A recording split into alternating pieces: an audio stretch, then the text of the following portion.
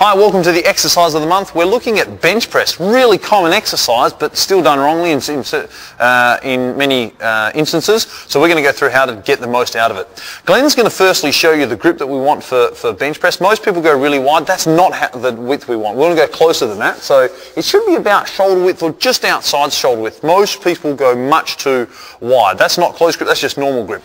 Let's lay in for that, Glenn. The first thing we're going to do to set him up is just holding that straight above the chest or even just behind chest level, almost like chin. You'll see the path of motion that we want in a moment. But the first thing we want to do is pin the shoulder blades back. Just show them flat for a second, so let it collapse. Yep. This is how most people start. We want the shoulder blades to pin back, and when that happens you'll notice the chest go up. So pin the shoulder blades back, the chest comes up like the sternum is as high as possible. I want them pinned down to the ground and they stay there.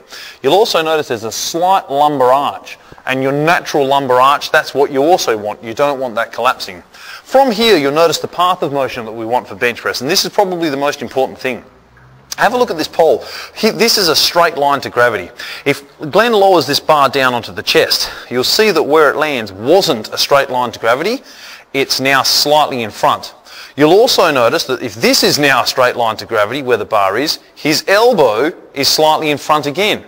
So from there, Glenn, just pull your elbow out, keep the bar where it is, pull your elbow out so it's in line with the bar.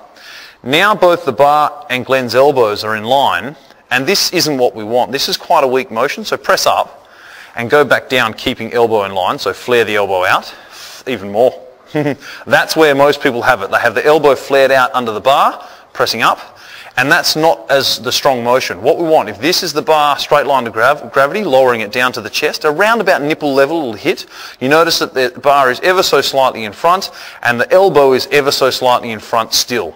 So from here, this is a straight line to gravity from the bar, press up and back, and you notice that where the bar ends is right up here. So it's not a straight line upwards, it's slightly up and back. Now let's just keep doing some motions like that, nice and consistently, Glenn. So controlling down, driving up and back. You'll see the whole time, keep going non-stop, you'll see the whole time the shoulder blades stay back, the back stays arched, the elbows being in front of the bar, not in line with and definitely not behind the bar.